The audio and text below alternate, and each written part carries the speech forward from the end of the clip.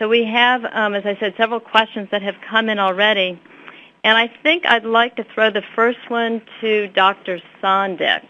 Dr. Sondik, the participants realize that you reported on the data for adult tobacco use, and we'd like to now hear from you about the progress, if any, we've made among adolescents smoking over the past decade. Yeah, I'm happy to do that. I think we may have a slide on that. There it is. This shows the progress, actually, the trend over the last couple of decades, and we've had considerable progress over the last decade. This is looking at the percentage of students in grades 9 through 12 who smoked cigarettes in the last 30 days, and it decreased by half, over 50% between 1997 and 2011, from 36% to 18%. Considerable progress there, although the progress has slowed a bit. The most recent data shows, this is for 2011, that 18.1% of students in grades 9 through 12 smoked cigarettes in the last 30 days. We have some other data on this. I think it's important as well. You can look at this by trends, by grade, and there's a steep trend that we've seen for many, many years. I don't think the gradient really has changed in the time that I've been looking at it, although the levels have changed considerably. So in the 9th grade, we have something over to 12% of kids smoking. Up to the 12th grade, where fully 1/4 of the people in the 12th grade, young people in the 12th grade, smoke. There's also, we don't have a slide on this, but there's some very, very interesting and I think important data on disparities by race and ethnicity.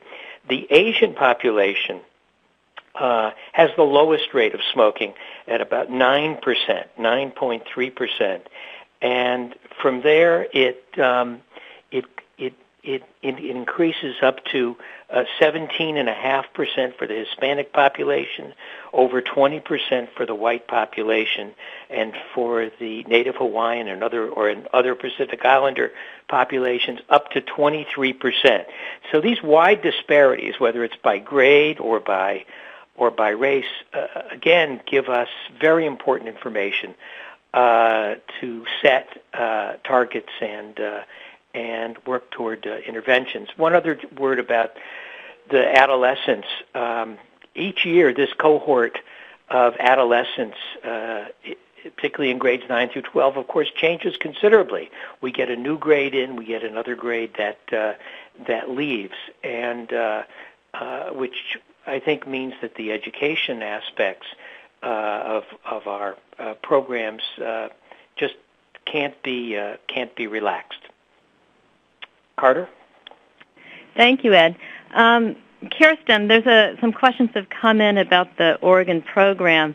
One has to do with the champions. You noted that identifying champions was important in building partnerships among various agencies.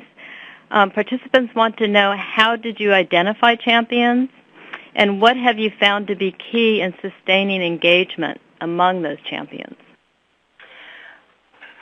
So that's a great question. These types of efforts take time, and they do take people. And so I think the growing success that we've experienced in our work, specifically with addictions and mental health, happened because we had a comprehensive program that we were working in context with.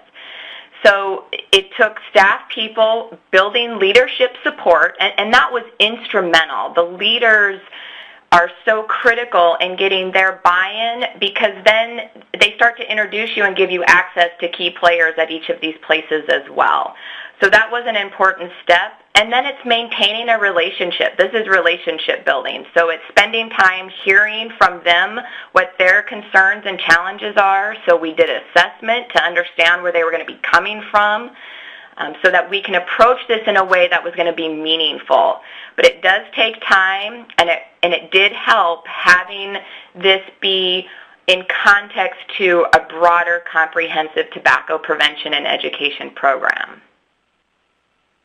Great, thank you. We have a question about the health reform law, and I think I'll give this to Dr. Coe. Can you tell us how does the health reform law relate to tobacco prevention and cessation, please? Sure. Well, I often like to point out that the health reform law offers transformative opportunities for prevention and public health in general and for tobacco control in particular. So some major examples is that we make prevention come alive for people whether you're covered by private insurance or public insurance. So, for example, private insurance plans are now required to cover tobacco cessation treatments without added cost expectations from the beneficiary. So that's really positive news. It's been estimated some 54 million people now have access to preventive services like tobacco cessation treatments because of this provision. Medicaid has expanded cessation coverage for pregnant women. Medicare has expanded coverage for beneficiaries through their annual wellness visit. And then, broadly speaking, the Affordable Care Act has also established a new prevention council, a new prevention fund, and a new prevention strategy that's built on the foundations of healthy people. So health reform has really made prevention and public health come alive in many, many ways, particularly and including tobacco control. Thank you. Kristen, here's another question for you. You noted that both agency staff and clients were involved in the program activities. How did you engage clients in this process, and what role did they play? Yeah, that's another great question. So pictured was Megan Kahi, and she was really instrumental as a peer wellness coordinator, but also somebody who had her own personal experience and story with mental illness. It was so important to identify some key champions, and it didn't take a ton of them. It took some very strategic and inspiring and influential champions that we really turned to. And so I had mentioned back in 2008 there was a meeting between Oregon and Washington to really, we had been following the data and to figure out how can we do something in these social service and health service agencies. And so that conversation kind of led to other people who were also interested in the issues and concerned about their health, and we were able to identify some champions.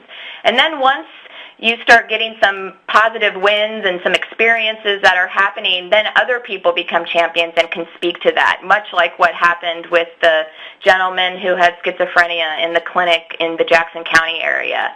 So it can be so scary at first, and then it just takes one or two, and you start getting a really positive vibe going on, and that's really what's helpful with clients.